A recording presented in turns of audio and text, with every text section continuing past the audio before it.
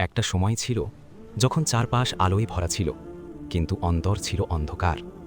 হাতের ছোট একটা পর্দা তাকে দেখাচ্ছিল বড় বড় স্বপ্ন, সাফল্য, আনন্দ, স্বাধীনতা সবই ছিল সেখানে, কিন্তু শান্তি ছিল না। রাতের শহরে দাঁড়িয়ে সে ভাবত, এই আলো কি সত্যিই আলো, নাকি শুধু চোখ ধাঁধানো অন্ধকার? এক রাতে হঠাৎ সে থেমে গেল, ফোনের আলো নিভে গেল, আর হৃদয়ের গভীর থেকে একটা প্রশ্ন উঠল, আমি কোথায় যাচ্ছি? সে মাথা নিচু করল, চোখের সামনে নয়, হৃদয়ের ভেতর তাকালো। সেই মুহূর্তে সে আল্লাহকে ডাকল। কোনো শব্দ ছিল না, কিন্তু দোয়া ছিল গভীর।